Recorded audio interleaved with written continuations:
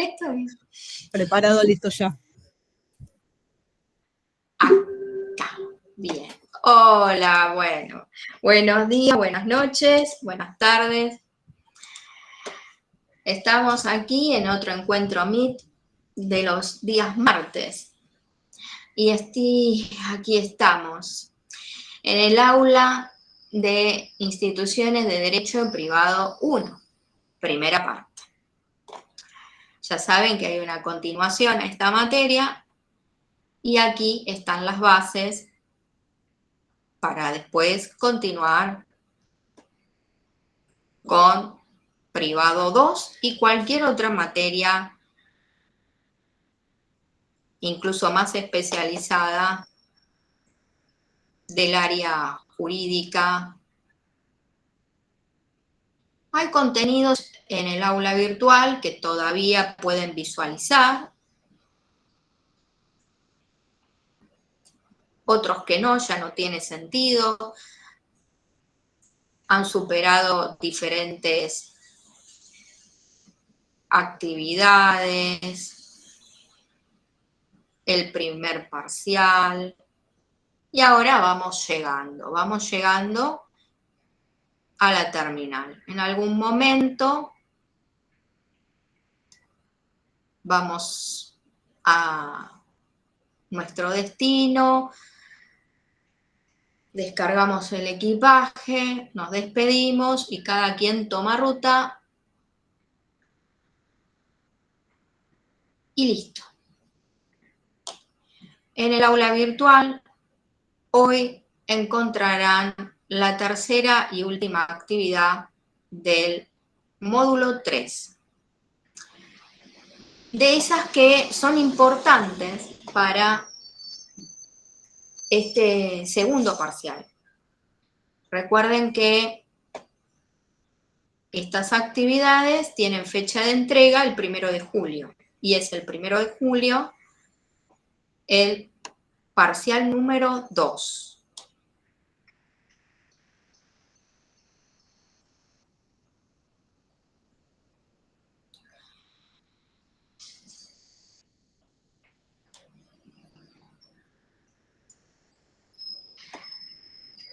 Toda esta actividad tiene un copete, una descripción con mini instrucciones de cómo tienen que desarrollar y concretar la actividad número 3 del módulo 3. Por el momento no me tienen que entregar nada. La próxima haremos una puesta en común, un simulacro. No tendrán que explicar oralmente esta tabla una vez que la completen, pero sí, el 1 de julio van a subir 3 actividades al formulario de examen, la primera, la segunda y esta, la tercera. Ese segundo examen es un formulario como aquel que recibieron la primera vez y tendrán que subir 3 archivos y completar verdadero o falso o la opción que corresponda. Habrá un breve multiple choice y listo.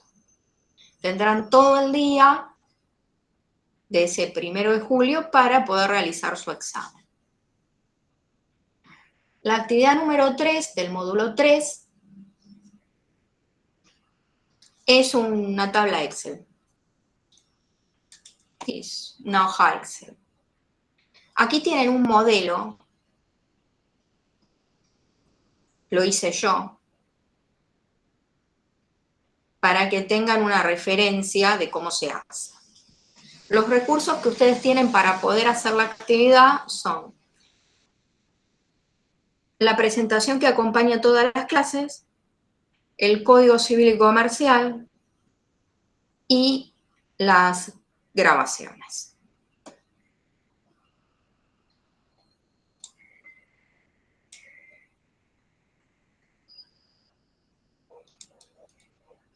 Años anteriores se tenían que conectar, explicar oralmente la tabla. Eso este año no va a suceder.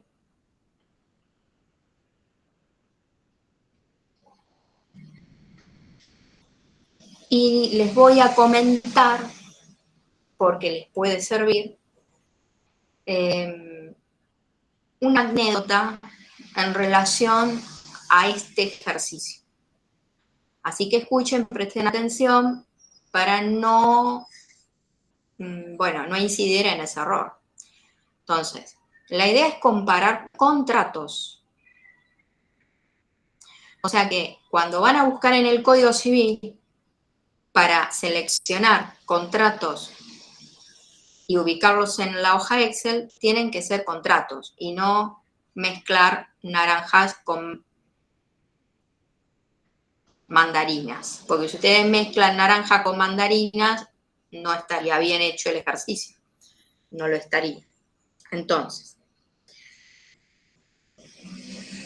si ustedes quieren comparar fianza con otros contratos, tiene que ser con otros contratos y no con otras cosas que se le parecen a la fianza, pero no son contratos. Para lo cual tienen que saber buscar y encontrar dónde están los contratos en el Código Civil y Comercial.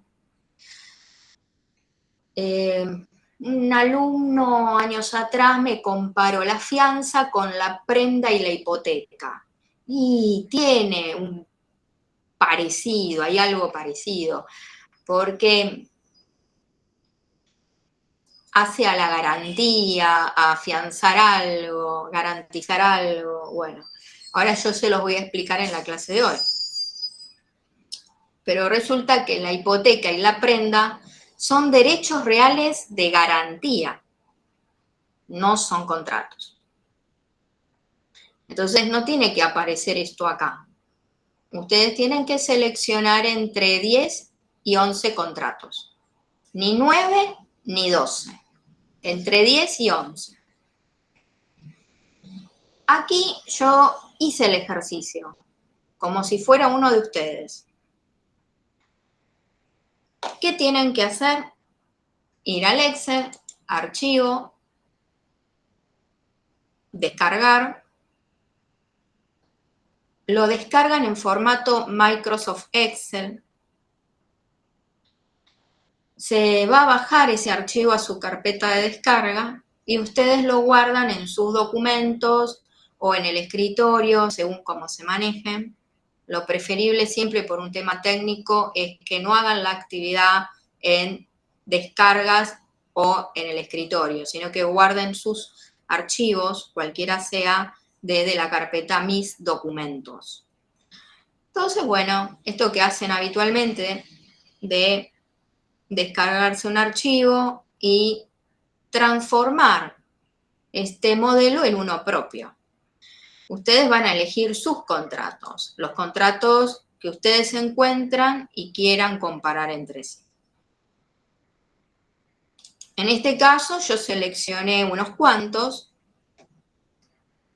Uno de ellos es el contrato de trabajo. Ahora, el contrato de trabajo no tiene que aparecer en su tabla Excel porque resulta que el contrato de trabajo no está regulado en el Código Civil Comercial, sino en una legislación especial. Sería eso otra materia. Sin embargo, acá incorporé el contrato de trabajo comparándolo con otros, porque al igual que otro contrato, se puede caracterizar y es bilateral, oneroso, conmutativo y de ejecución continuada.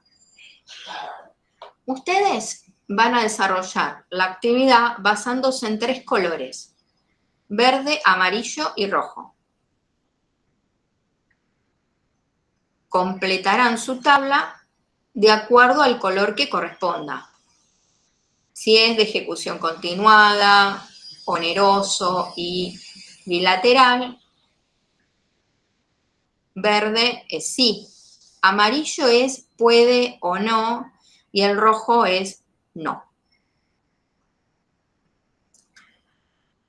Así sucesivamente con cada contrato. Y les tiene que quedar esto.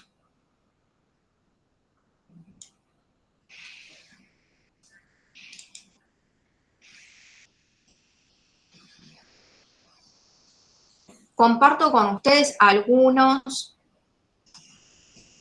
archivos, son publicaciones. Vamos a empezar con el contrato de fianza. Este artículo se publicó en Microjuris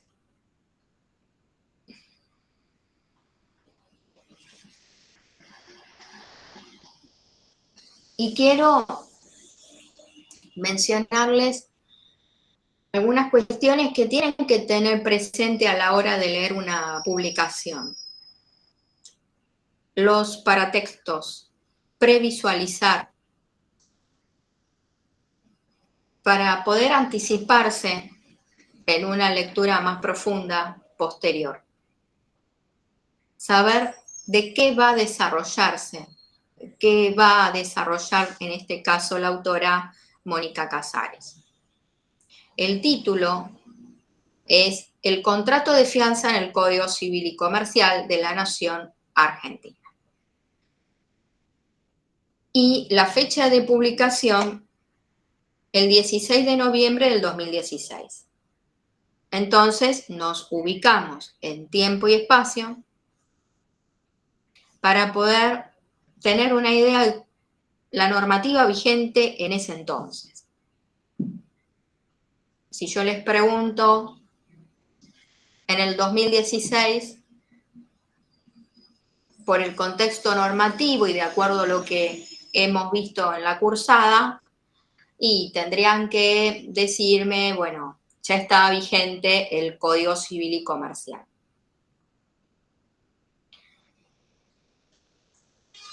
En el sumario ustedes encuentran el índice, es decir, lo que va a desarrollar la autora. La necesidad de garantizar obligaciones, garantías reales y personales, el contrato de fianza, antecedentes históricos, ventajas y desventajas, clasificación. Aquí está la caracterización del contrato de fianza, que es el tema principal de esta publicación. Las partes contractuales, el acreedor y el fiador, y otras cuestiones relacionadas con el contrato de fianza.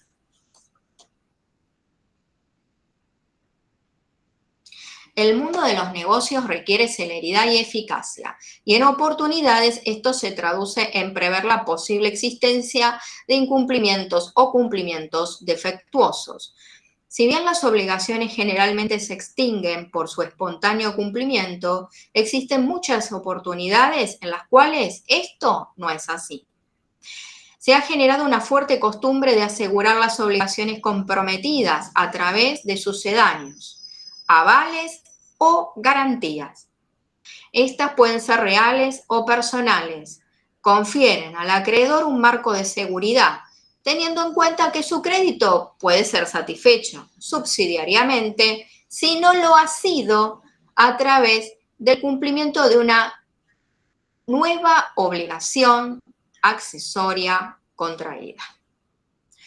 Entonces, hoy a la mañana estuvimos desarrollando este tema.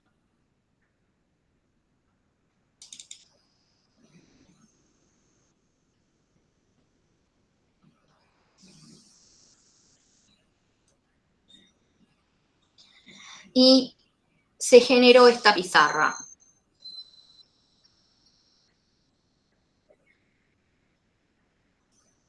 Yo les decía, bueno, el ejemplo que les doy aquí es funcional para poder explicar el tema contrato de fianza.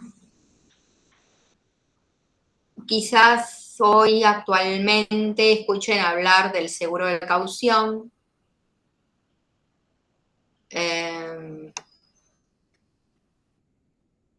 Y en otras tantas oportunidades muchas personas no logran o no pueden o no saben cómo recurrir a instancias más formales de presentación o de redacción o no tienen los recursos para eso y muchas veces, bueno, es con esfuerzo personal, redactan en una hoja de papel como saben y como pueden, pero bueno, de ahí todas las irregularidades, las faltas y los errores que después terminan en otras consecuencias. En esta clase de Derecho Privado 1 tengo que explicar este contrato, el contrato de fianza. Y tengo que encontrar un ejemplo, y el ejemplo para mí es este.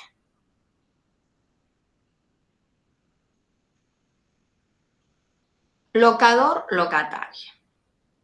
Ahí tenemos una relación jurídica principal que, como bien dice ahí, nace del contrato de locación.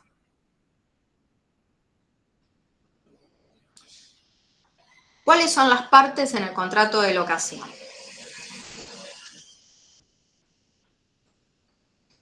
Locador, locatario. Muy bien, excelente. Ahí al costadito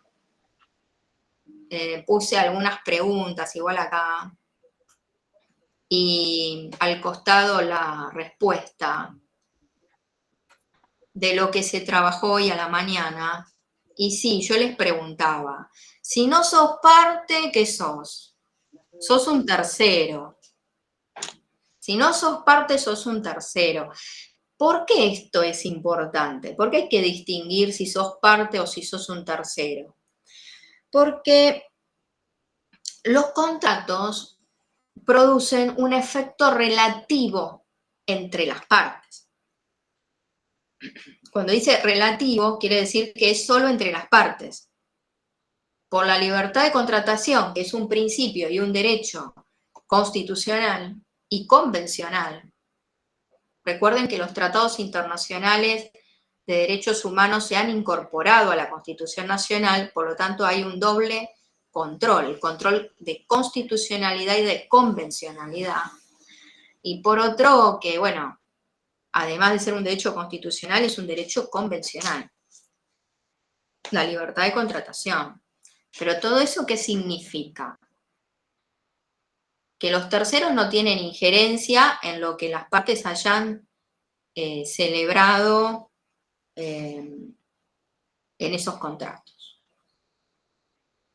Salvo que, y ahí ustedes me pueden levantar la mano y decir, pero espere. Hay terceros que pueden tener un interés legítimo. Sí, es de excepción. La regla general es que los terceros no intervenimos, no tenemos que hacer nada acá en este contrato que han celebrado Pedro y Juan, Marta y María, quien sea. En este caso, las partes cocontratantes en la locación se llaman locador y locatario. Y nosotros somos ajenos. No tenemos nada que hacer. La consecuencia de ese contrato que firmaron es entre ellos dos. Aquí tenemos el ejemplo de un contrato paritario.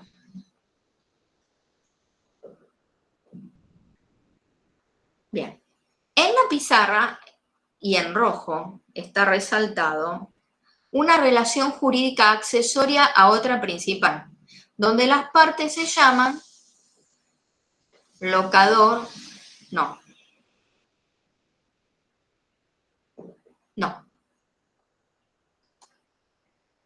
El fiador sí, pero este, que es locador en la relación jurídica principal, recibe otro nombre, acreedor.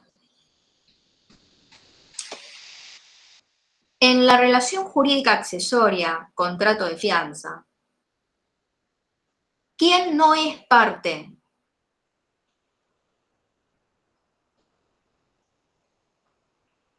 El deudor, dice.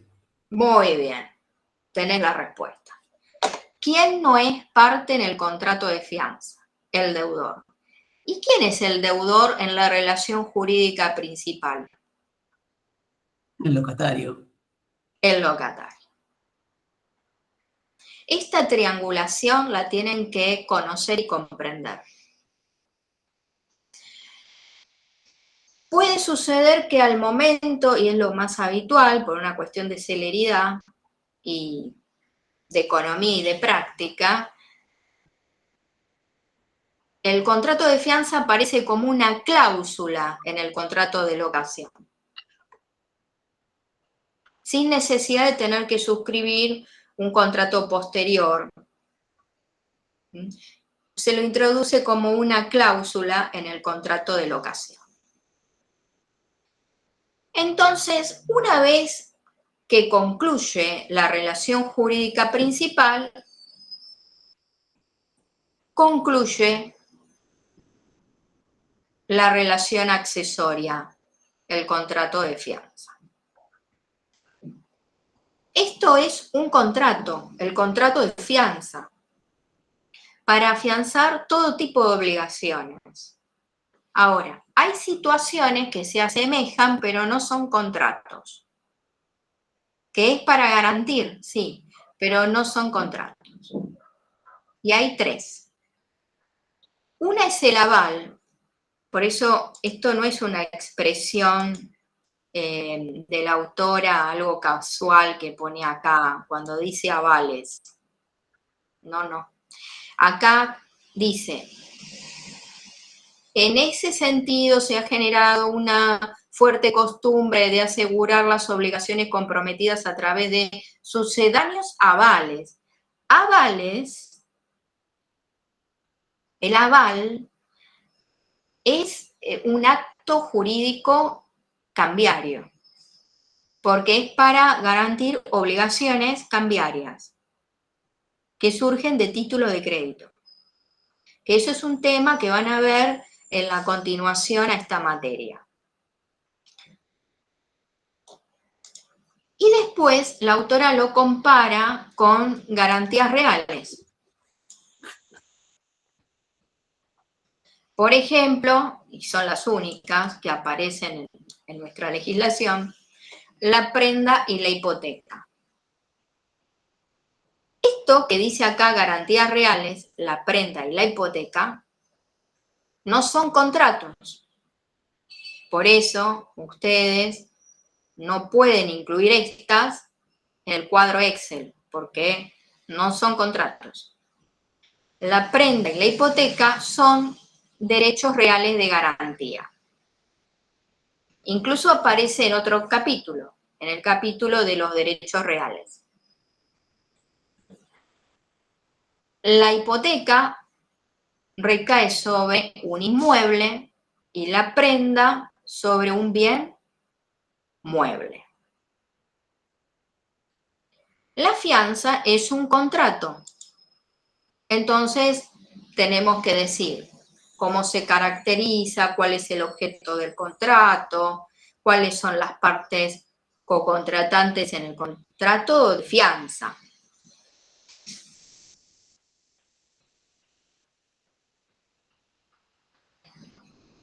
Bueno, más adelante refiere a ventajas y desventajas. Mucho se ha discutido acerca de los beneficios o no surgidos del contrato de fianza. En la actualidad es un vínculo interesante y dinámico que incide en la vida comercial y civil, ayudando a que el crédito y la financiación circulen. Entre las ventajas encontraremos la versatilidad del instituto, que incluso puede incorporarse a través de una cláusula contractual, como sucede en los contratos de locación de cosas inmuebles.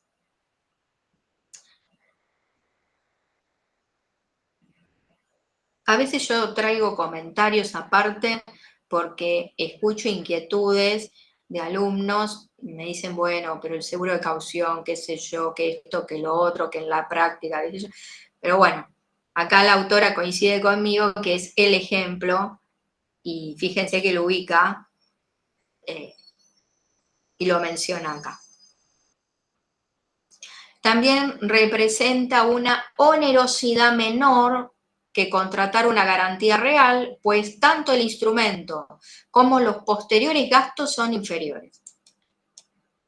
No requiere registración ni escritura pública, por lo que no hay derechos y tasas por abonar, ni la intervención del oficial público.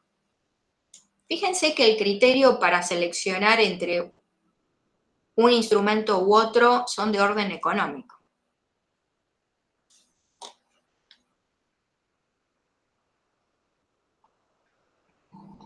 Clasificación. El contrato de fianza ha sido y es consensual. Es unilateral, es gratuito, es conmutativo, es un contrato formal. ¿Cómo saben ustedes que este contrato es formal?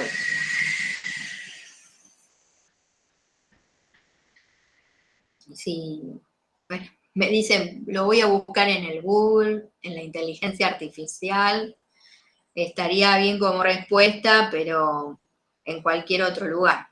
Acá y en cualquier otro lugar. Desde el punto de vista legal tenemos que recurrir a algunas fuentes que son formales, ¿vieron? Tenemos que... ¿Por qué está escrito? Bueno, esa es la explicación. Es un contrato formal, bien, pues tiene que hacerse por escrito, convenirse por escrito, celebrarse por escrito. ¿Y tiene que haber algún respaldo, como por ejemplo un escribano o algo así, o no? No. ¿Pero dónde lo dice esto? Lo dice la autora acá en esta publicación, lo digo yo, lo dice Internet, o hay algo que me tiene que dar la pauta si esto es formal o no. Sí, Código Civil, Muy comercial. bien. Y comercial. Entonces, tienen que ir al Código Civil y Comercial, buscar el contrato que sea que quieran celebrar y ahí van a encontrar la respuesta de cómo hay que celebrar esto, si es por escrito, por instrumento público o como sea. Si no dice nada, hay libertad de formas. Háganlo como les parezca. En Y este ahí caso, sería informal si hay libertad de forma. si hay libertad de formas, es informal. Hoy les voy a mostrar el contrato de suministro, que es informal. Ahora, el contrato de suministro es de larga duración. Me puede durar 10, 20 años un contrato de suministro. Viene la otra pregunta, ¿conviene o no hacerlo por escrito o no? Bueno, pues eso son cuestiones de conveniencia, que me puedes, las razones, las que yo quiera. Puedo hacerlo por escrito, de forma oral, pero el código no me dice nada. O sea, informal. En el suministro. Este contrato es formal, hay que hacerlo por escrito. Y a continuación, la autora, ¿cómo se llama? Cáceres. Perdón. Cáceres. Sí, no me acuerdo el nombre. Cáceres. Casares. Cáceres. Bueno. Nos dice por qué es formal, o sea, cuáles serían las razones por las cuales el código indicaría una forma. Y bueno, entendemos la forma a efectos de la prueba, careciendo la norma de solemnidad expresa. Es decir, no te exige que sea por instrumento público, pero mínimo tiene que haber algo por escrito. Así que en el momento en que surja alguna diferencia, divergencia respecto del contrato, tenemos algo que presentar. Esas serían las razones. Es un contrato nominado, no está nominado al Oscar. Esto no es una nominación al Oscar. es un contrato nominado, es un contrato típico, es un contrato que está regulado en el Código Civil y Comercial. ¿Hay contratos atípicos? Sí. Hay ejemplos de contratos que no están regulados en el Código Civil y Comercial. Sin embargo, es de práctica, forma parte del giro comercial. Por eso les traigo el suministro. El suministro hoy está regulado, pero antes no lo estaba. Entonces yo les voy a mostrar a través de dos publicaciones cómo se hacía antes cuando no estaba regulado y cómo se hace hoy que sí tiene regulación en el Código Civil y Comercial. Y hoy, actualmente, se celebran contratos que no están nominados, pero forman parte del giro comercial de las empresas. Esto hay que decirlo también. Este es un contrato accesorio, pues sigue la suerte del principal y subsidiario porque adquiere eficacia luego del incumplimiento del obligado principal.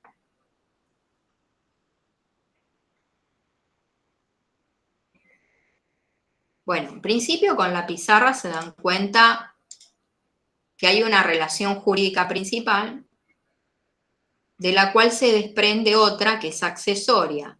Una vez que se extinguió esto que primero, se extingue la fianza. Ahí tienen un ejemplo, un modelo de accesorio. Esta es la explicación. Pero además dice que es subsidiario. Una palabrita que aparece también en derecho societario.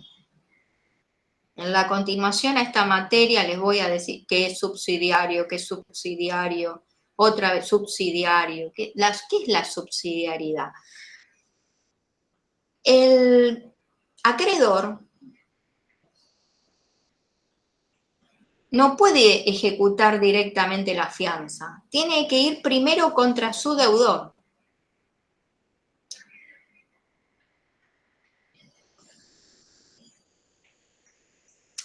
A tal punto que la ley le da al fiador dos defensas que van a funcionar o no, depende del caso. La persona del deudor es ajena al contrato de fianza. Las partes en el contrato de fianza son el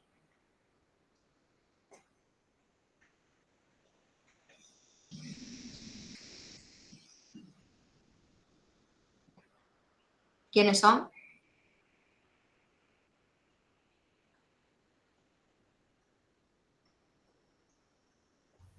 ¿Quiénes son las partes? El locatario y el fiador.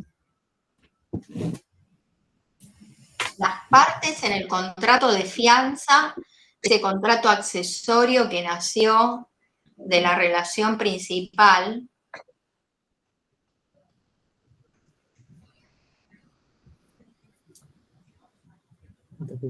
pero no es la locación. No, perdón, el deudor y el fiador. El acreedor y el fiador. Eso, el acreedor. Claro. Los beneficios de ejecución y de división son defensas. La palabra beneficio es una excepción, algo que el fiador puede oponer en un momento, cuando llega el momento. Entonces, alguien te ataca y vos sacas el escudo para protegerte. Es así. Entonces, el beneficio de exclusión va a funcionar porque esto es subsidiario, por lo tanto, previo a solicitar el pago de la obligación al fiador, deberá escutirse los bienes del deudor principal. Primero ejecute al deudor y después venga por mí. Eso es el beneficio de exclusión. Y después tiene el beneficio de división, siempre que no lo haya renunciado el fiador, siempre que la fianza no sea solidaria y siempre que haya más de un fiador.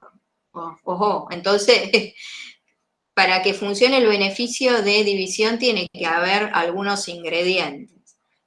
Entonces, tiene que haber más de un fiador, no tuvo que haber renunciado al beneficio de división y a su vez la fianza no tiene que ser solidaria.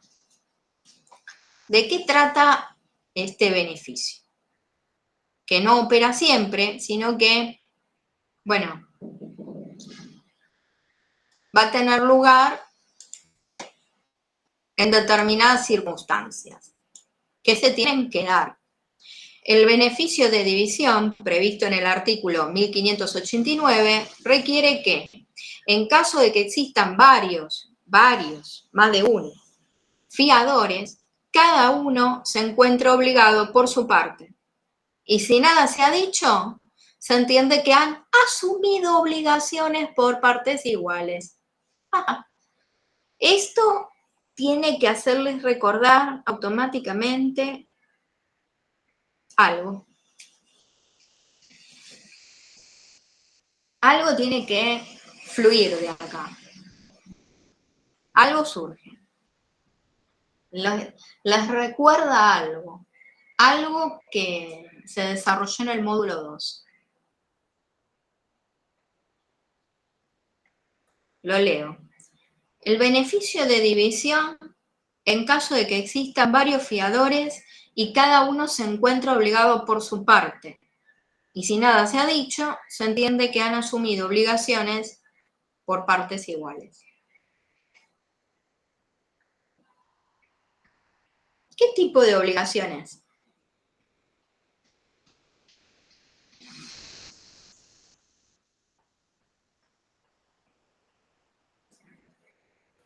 ¿Mancomunada? Bien, excelente. Mancomunada. Por lo tanto, bueno, fíjense todas las condiciones que se tienen que dar para que el fiador, los fiadores, tengan este beneficio. Sean más de uno, no sea una fianza solidaria y que no hayan renunciado a este beneficio. Hay diferentes clases de fianza. Está la fianza legal, la fianza convencional, la fianza solidaria.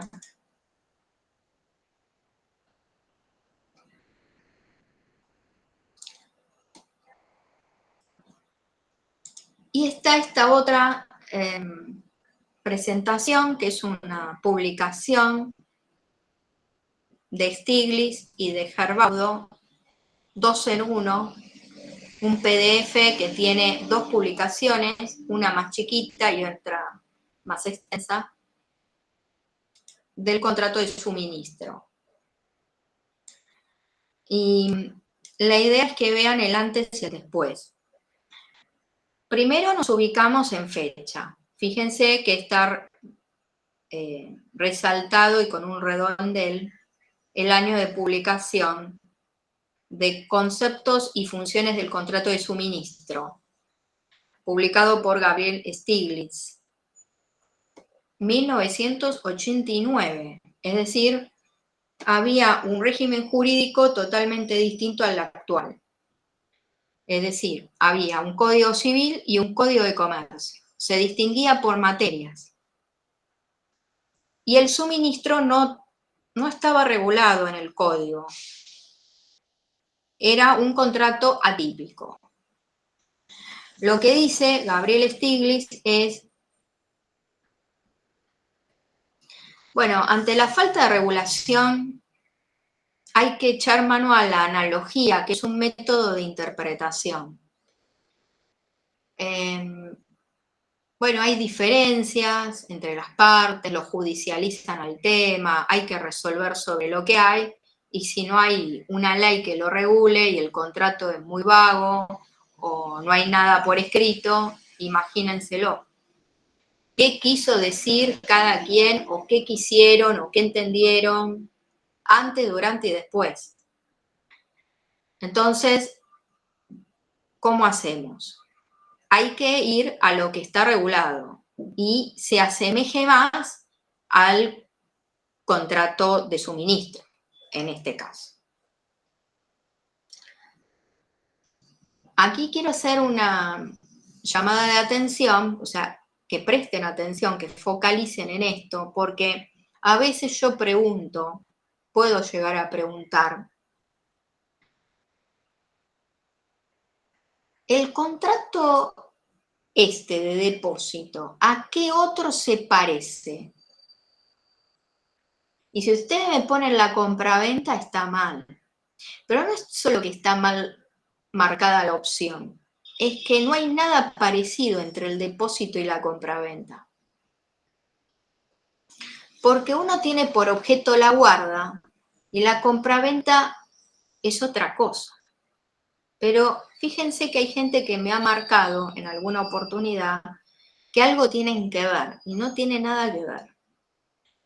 Pero si yo te pongo el depósito y una caja fuerte, y sí, hay bastante parentesco.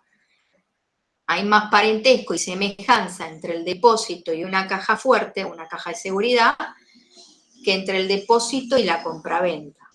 Bueno, este ejercicio se aplica en situaciones atípicas, que no están reguladas en el código o en alguna ley, pero se hacen a la diaria, porque bueno, ustedes esperan que bajan a la mañana, se quieren comprar algo y se encuentran con que el chino está ayudando o lo ayudan o le están descargando mercadería. Y entonces tienen cajas de cerveza, cajas de Coca-Cola, se va aprovisionando. Y el comercio existió antes y ahora había necesidad de aprovisionarse con mercadería y el contrato, esto funcionó y funciona. Bueno, esa es la mecánica, la lógica de este contrato. Pregunta. Con el ejemplo del chino, ¿ahí hay contrato de consumo? No. Bien. Bien. ¿Por qué no hay contrato de consumo? Porque no, o sea, no hago un acuerdo con él previo a lo que voy a comprar cuando vaya al chino. La explicación es, ahí ¿Más legal? No tiene que ver con eso. Ah, Tiene que ver con la lógica, tiene que ver con otras cosas. Yo le intento hacer el ejemplo lo más casero posible para que se den una idea del contrato de suministro y de otras tantas cosas. Yo bajé, me quiero comprar, no sé, unos pancitos para el mate. Y me encuentro con que el chino está muy ocupado porque llega el camión y le baja Coca-Cola y cerveza. Vamos a identificar a cada uno. Y en las relaciones, hay 3 relaciones ahí, ¿eh? Bueno, hay 2 relaciones, dos relaciones jurídicas. En eso, que es un hecho cotidiano de todos los días. Hay 3, yo, el chino y el transportista que le está... Hay un perrito, qué lindo. ¿Es un perrito? sí, es mi perro que escucha el ascensor y se vuelve loco, perdón. Ah, bueno. Es un ejemplo de todos los días donde hay 3, pero hay 2 relaciones jurídicas. Yo, el chino y el que le está cargando, le está bajando la mercadería. Después vamos a ver ese que le está bajando la mercadería, quién es. Pero ese aprovisionarse es el contrato de suministro. El chino se está provisionando para el negocio. Como vos dijiste, entre quien aprovisiona y el chino, hay un contrato de suministro que es un contrato paritario, no de consumo. Ahora, la pregunta tiene una explicación, esa respuesta no es la que vos me habías acercado, técnicamente no lo es, porque el chino no es consumidor final. ¿Él qué va a hacer? Él se está provisionando para venderme a mí la Coca-Cola o la cerveza. Yo voy a comprar pancito, él no sabe lo que voy a comprar. Yo estoy mirando el cuadro de todas las mañanas de la situación que se plantea ahí, que bueno, que sucede como en cualquier otro lugar, comercio típico. Siempre sucede eso. Comerciante se aprovisiona. Suministro. Para él compra para revender. Él no es consumidor final. Por lo tanto, entre el suministrante y el suministrado no hay una relación de consumo.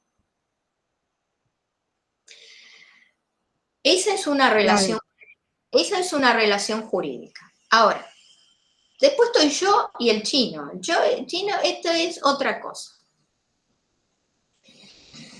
Es otra relación jurídica y es de consumo. Yo puedo pasar ahí adentro, puedo pasar ahí adentro y el pancito que está ahí no me gustó, di una recorrida y está caro y así como entré me fui. ¿Hay relación de consumo? Sí. Aunque yo no haya comprado nada. Porque en la medida que vos tenés un emprendimiento, pusiste un aviso, promocionaste en redes, yo vi tu página que ofertás cualquier servicio, venta de producto y demás, hay una relación de consumo. La ley 24240 originalmente hablaba del contrato. Después hubo sucesivas modificaciones, se amplió la mirada y el derecho del consumidor tutela la relación.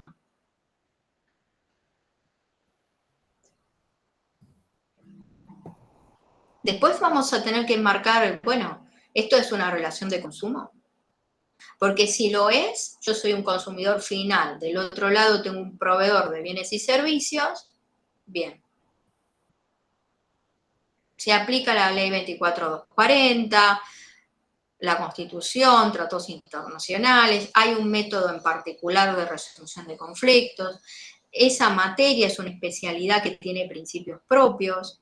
A mí me asiste como consumidora un principio de protección, derecho de información, de asesoramiento, de asistencia, de advertencia técnica, de garantía. En fin. Bueno, este ejercicio sirvió para poder dar cuentas de lo que es un contrato paritario, de lo que no es, repasar derechos del consumidor y del usuario.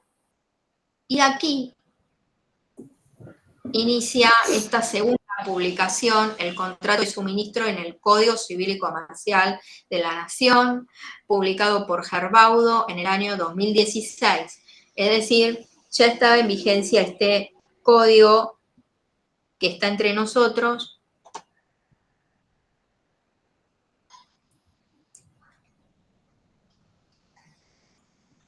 Me dice cuáles son las partes contratantes, suministrante, suministrado, y caracteriza el contrato. Es bilateral, es consensual, es oneroso, es conmutativo, y no tienen que ponerse a redactar algo. Ahora, ¿es conveniente que lo haga? Sí. Es lo que dice el autor, porque es un contrato de larga duración y bueno, la verdad que conviene celebrar. Ahora, que convenga es otra cosa. Hacelo como vos quieras. Principio de libertad de formas. El código no dice nada al respecto. Así que es un contrato informal.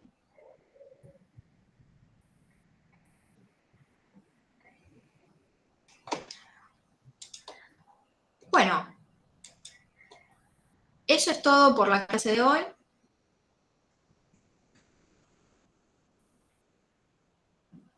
Y bueno, ¿tienen alguna pregunta, consulta?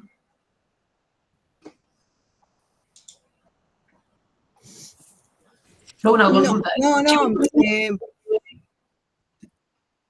No, Andrea, está bien, pregunta. No, que en mi cabeza me queda como que el contrato de suministro es solo para servicios, entonces ahora tengo otras aclaraciones de lo que es un contrato de suministro. Lo mismo que un contrato de consumo. Pero bueno, ese, o sea, mi cabeza que se tiene que adaptar a los términos correctos y legales. Porque todavía no entendí, perdón, qué es un contrato de fianza o para qué se utiliza un contrato de fianza.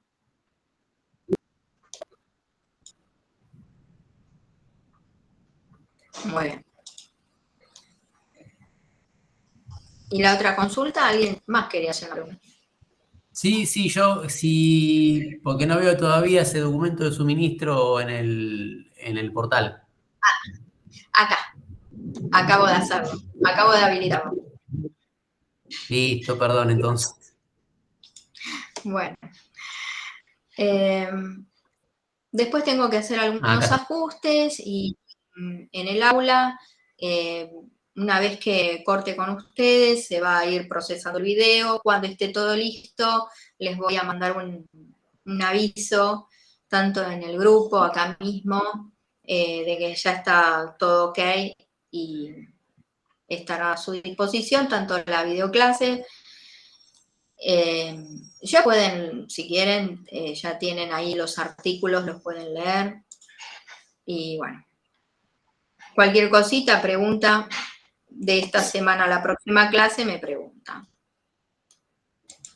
Voy a detenerlo. Muchas gracias.